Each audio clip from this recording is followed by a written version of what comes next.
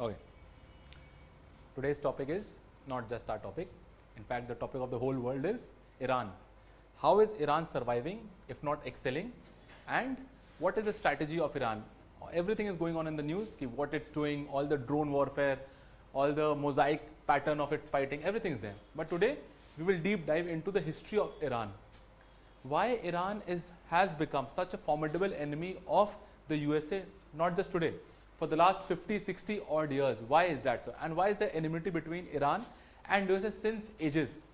And Israel also, of course. Okay? So today we'll deep dive into the whole history of Iran, and as I would like to call it, the irony of Iran. And in better language, it can also be called as the curse of the Middle East or the curse of Iran per se. Okay, let's start with something interesting which you might be thinking of. And the whole multimedia or the whole internet is divided on these two topics. First is the literacy rate of Iran is greater or the literacy rate of America is greater. Okay, the whole internet is divided on this. Some people are showing that the literacy rate of Iran is greater than that of America, but both use very different parameters. I'll show you in the coming slides. Both use very different parameters, and therefore it will not be equivalent or positive in any sense to judge those, because the parameters are very different. But another fun fact is, which is proven also, that America being such a liberal country, such a democratic country, at least it shows to the whole world. When did America receive its first female vice president? Do you know? It was in 2021. Our very own Indian origin Kamala Harris. She is the first vice president of USA, 2021. And when did Iran get its female first vice president? Can you guess? 1997. Her name is a bit difficult to pronounce. I'll show you in the later slides. This is just a comparison that data, facts need not always be the same that they are shown to you. Like the whole internet is divided. In fact, the whole world is divided that earlier everyone wanted America to win. Okay. Now there is a simmering discontent between so many people that deep down everyone is wanting that why is America oppressing others, like happened in Venezuela? Why is America trying to capture power, trying to regime change, coup? Why is it doing so? Just because of one thing, and we've been fighting for that one thing since ages. We'll discuss it. That is what Indhan. That is what resource. Oil. Simple as that. It is all the game of oil. So today we'll start with the history of Iran. Okay. Roughly, this period is 1951 to 1953. His name is Mossadegh. Okay. Just a fun name. That Israel's top CIA service or top intelligence service name is also Mossad, and his name is also related to that somewhat. Okay, just for remembrance.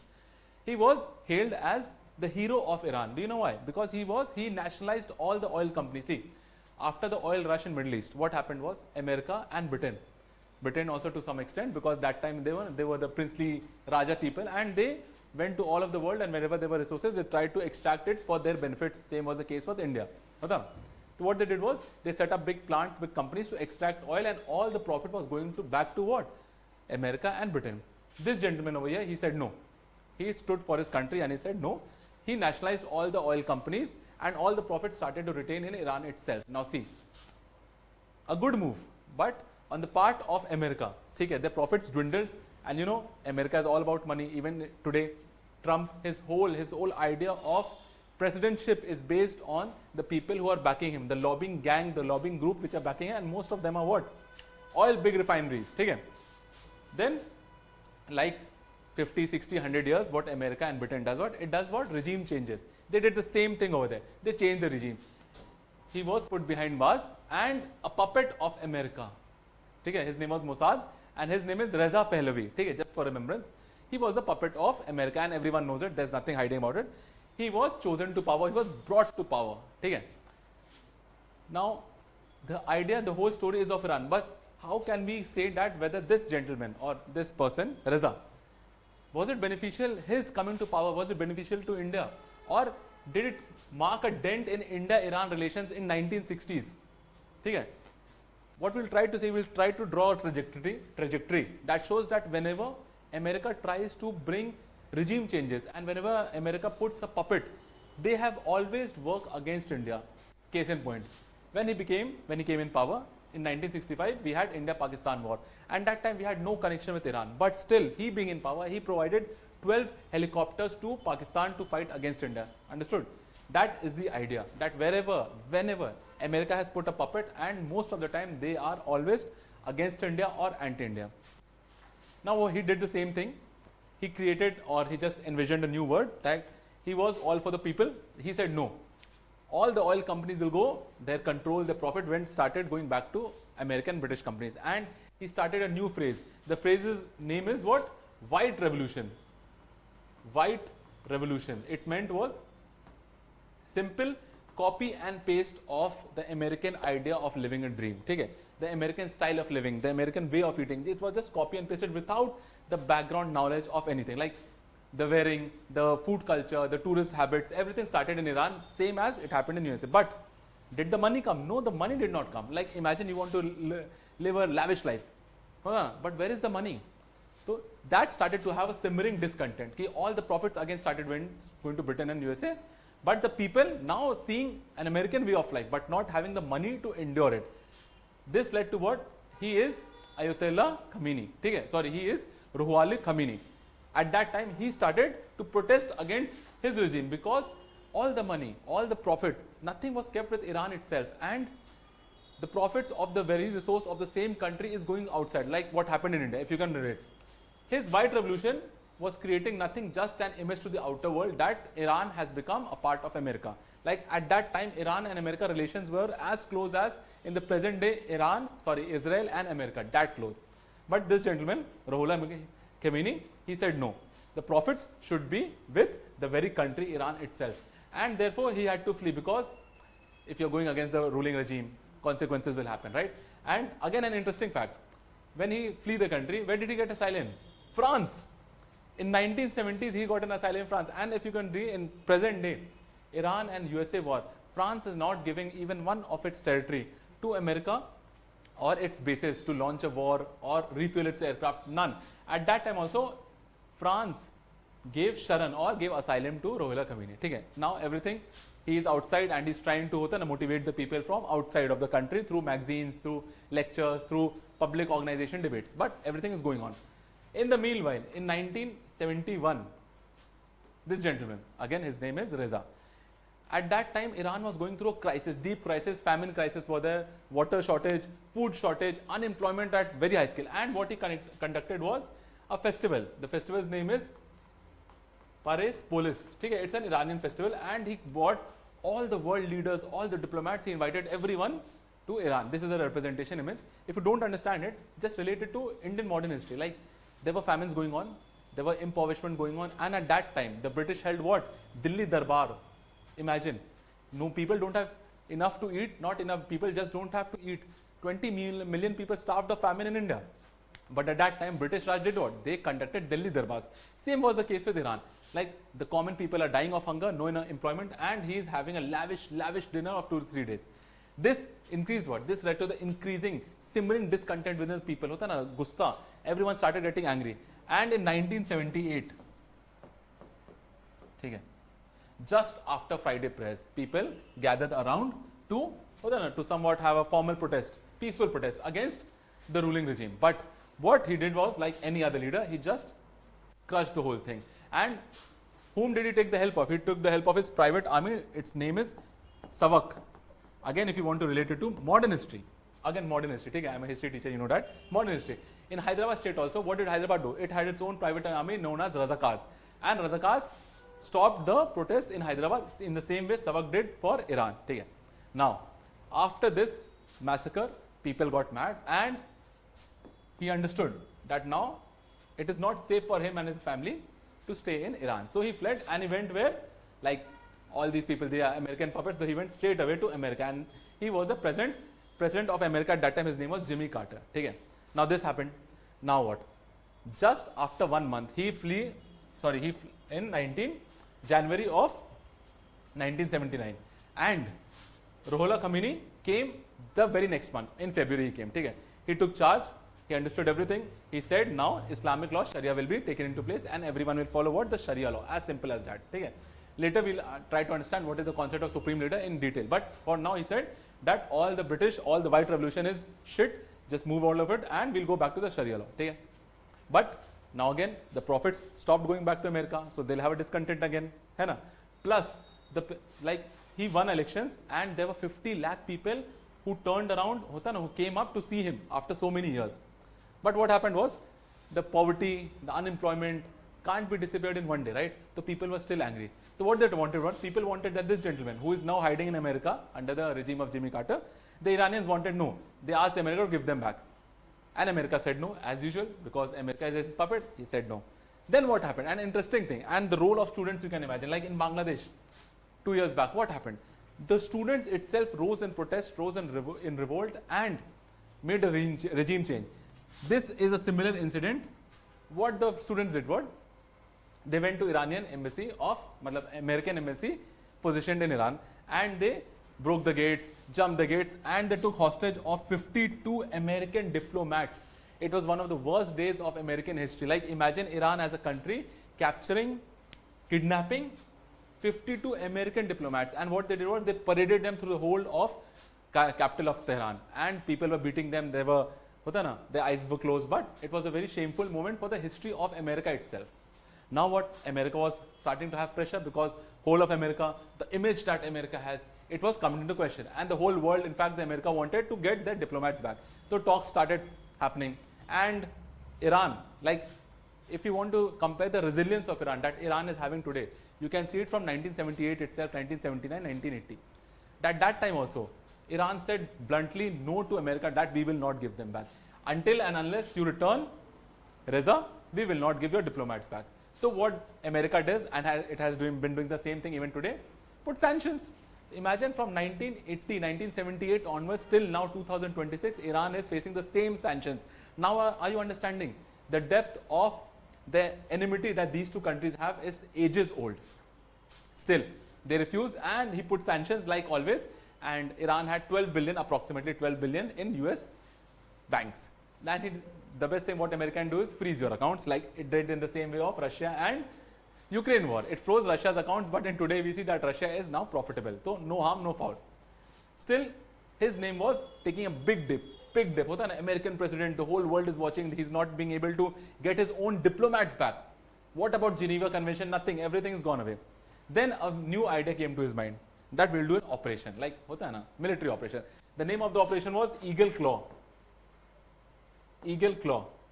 And to my knowledge, and the knowledge of the rest of the knowledge which is in public domain, this is one of the most failed operations of American military history, most failed operations.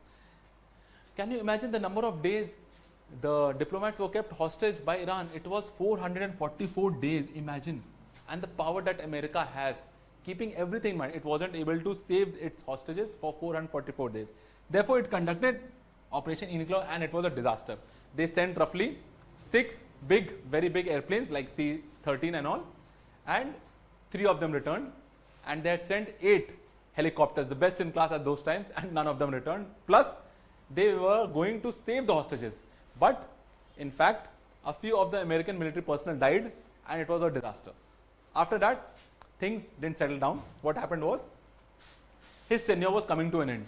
Therefore, peace talks started again, and Iran, at that time also, Iran gained the upper hand. Iran gained the upper hand. Just to talk, Iran said, first, unfreeze our accounts.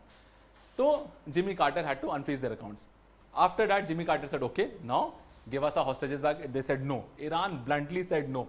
Iran has given the hostages back the day after he lost, and in next general elections, Ronald Reagan, you can see him over here, the very next day when Ronald Reagan assumed presidency, the very next day, under his tenure, the hostages or the diplomats were given back. And there's a whole debate. Like Jimmy Carter said, to some extent, requested in a very formal way that give it during my tenure, so that in my tenure I can label, try to hide some of my faults, some of my bad decision making. But Iran said no, and the very day Ronald Reagan took presidency, that very day it was given back. The hostages returned back to America. This image here is of 1965, just to make you a reminder, a gentle reminder, that wherever America does regime changes or does coup, most of them are never in favor of India, because America itself is, America never wants that we stand tall like them. Now see, the next image is of, as I told you,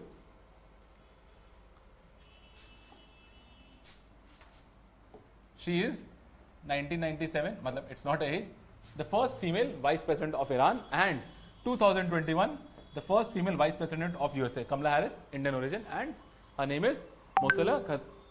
I'm sorry, but try and understand. Now 1979 again in its own is a very magical or a cursed year? I'll try to explain the very problems that the world faces today. For example, ISIS. A few years back, the biggest problem was Taliban. All these problems emerged roughly 1979 and because of our very own, our very favorite America. Okay. Now see, in 1978, Iranian Islamic Revolution happened and America had to fall back. Now, what happened just after that? What in 1980, a small country, comparatively Iraq, it started attacking Iran based on the funds, based on the weapons it got from USA. Okay, of no reason at all. Till today, nothing has been proven. But few years later, in 2003, USA, who earlier funded Iran, did a coup or regime change in Iraq itself, saying that it has nuclear weapons and not or chemical weapons, and no such weapons are found till date in 2003 again. Now imagine this. Okay, Iran is now anti-America, and somewhere this is Pakistan, this is our beloved India, okay, and this is Afghanistan. During those days, Russia had started having a significant influence over Afghanistan. Okay. Same was the case was in pre-independence India. Remember that everyone wanted a piece of Afghanistan so that to protect India. But other than that concept, Russia started to have the influence over Afghanistan. This was not appreciated by America. Therefore, America created a faction group known as Taliban in Afghanistan. Taliban is the creation of America, and now the whole world is fested with Taliban. In a similar fashion, okay, when Iraq got stronger, Iran was stronger. America funded Iraq to fight Iran. In the similar fashion, after that, who created ISIS? Who created the conditions for the creation of ISIS? That was all America. Until today, we all are infested with such ideologies and such terrorist groups. Where does India come into play? Okay? This is a very far-fetched thought, but wherever terrorism uprises itself, wherever there is peeping terrorism, but still all those terrorists are somehow connected to Pakistan, and as you all know, Pakistan is mostly connected to India. The whole idea of Pakistan is just terrorism according to data and nothing else. This is the very idea of 1979. Now, to understand the power that Iran holds today, okay, we all know it's just taking too long that Iran will lose. Okay, but the efforts it is making or the push that it has given America, it has brought America to its knees. Almost every day America says, the presidency says that we'll hit harder Iran, we'll again hit harder, but nothing is happening. Iran is standing strong. How is it doing so? Like America wanted, and in just a fortnight, a 2 or 3 hours operation, it just picked up the president of Venezuela and nothing happened, right? But how is it so different in Iran? That we'll see in this slide. See, Iran is based on 3 principal organizations or body, as you would like. First and the foremost important is Assembly of Experts. This is the body, Assembly of Experts. Okay? Most highest body, and the head of Assembly of Experts is what we call the Supreme Leader. Okay? Okay, now first let's discuss the idea of how the idea of Supreme Leader came up. When Ruhollah Khomeini came, okay, in Islam there is a concept of 12 inams, okay, INAMs.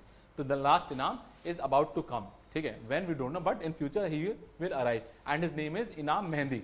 Till that very individual, till that embodiment comes to earth, till then Sharia, and they decided that there will be a supreme leader who will be devoid of any, someone who doesn't want any luxury in life. His whole solely purpose is to serve the people. Like in Urdu we say fakir.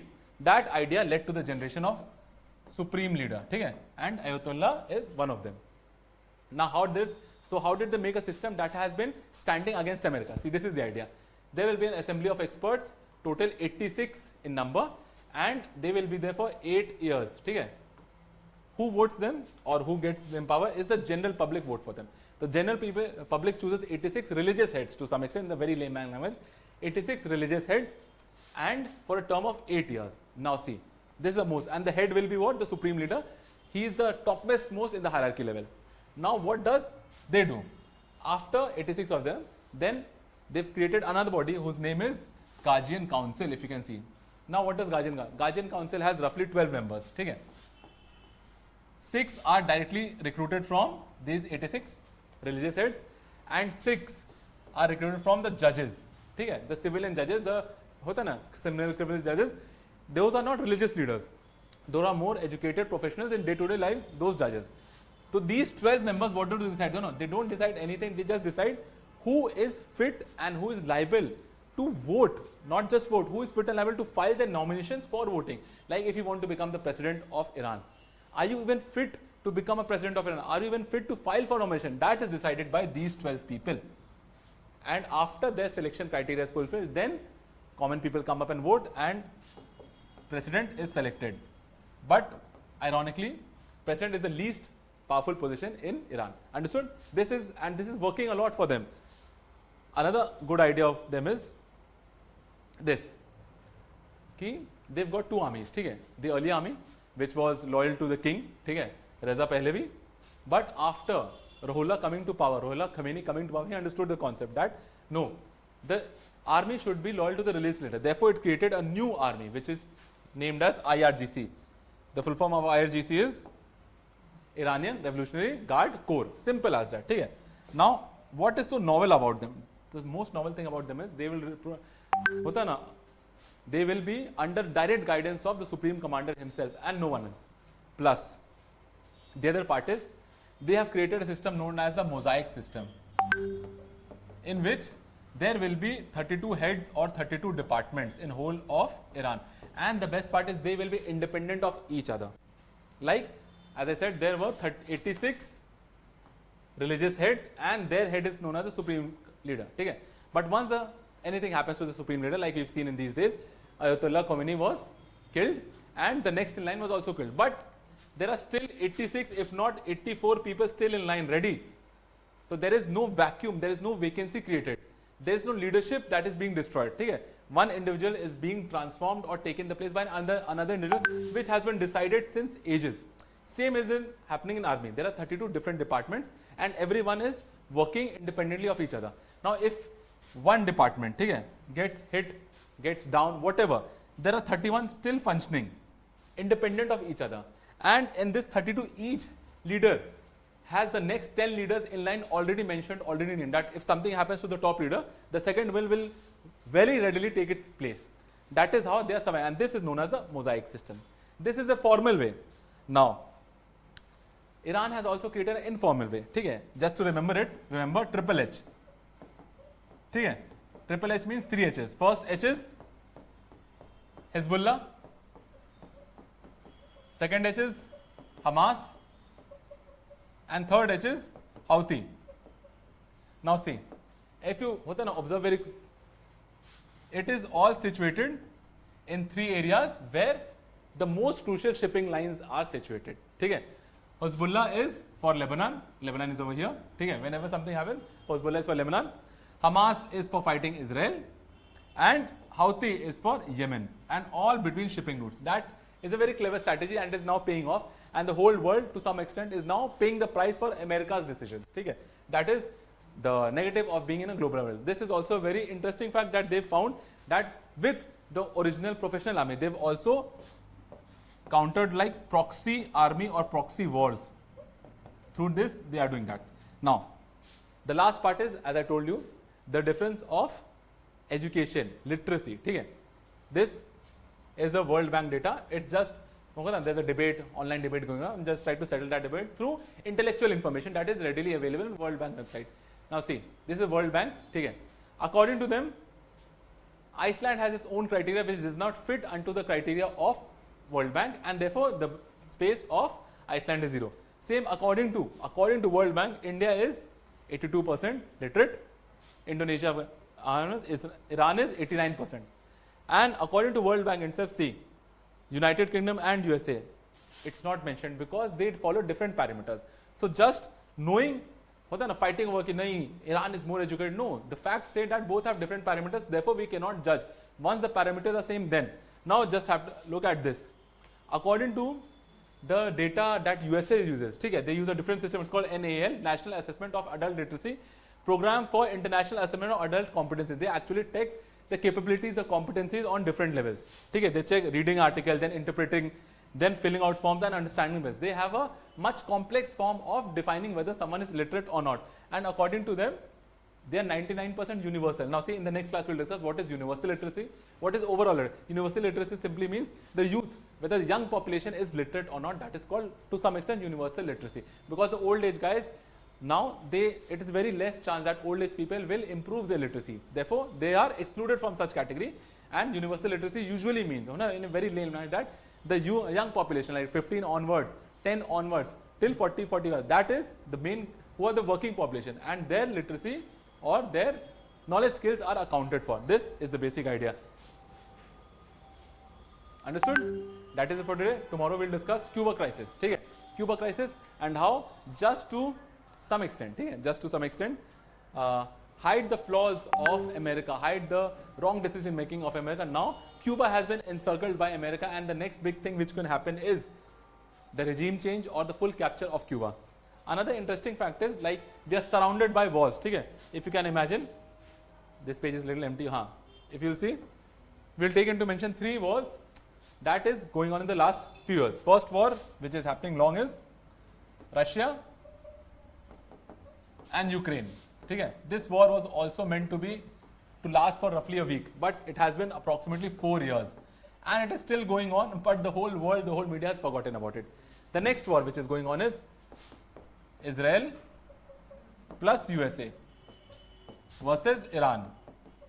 And this war, according to the president, Mr. Donald Trump himself, was a 1 day, 2 day, maximum week war. But it has gone 1 month plus, and you can't imagine the wealth that is, to my knowledge, being destroyed. $1 billion per day, 1 billion, and till now it has accumulated $40 billion costing. Just imagine the cost. Third, I like to make you mention India and Pakistan, Operation Sindoor. What I'm trying to show you is what a mature democracy feels like, what a mature democracy is characterized by, what is the decision making capacity, what is laser focus of a mature democracy. These guys have been fighting, and they will still keep fighting. Okay? We went there, did our job, and were back within a week. That is how mature democracies work. That is called precision planning. It's not like the president is saying something else, the Ministry of Defense is saying something else, the spokesperson is saying, no, we all worked in tandem, and that shows that how we are much more capable democracy than any other. As you can see, we went, we punished the wrongdoers, we did our job, and we were back. Within a matter of week. And look at the others, 4 years, 1 month, and we still don't know till how much time Iran, Israel and USA will keep on fighting. That's the difference between us and them. Okay, that is it for today. Thank you.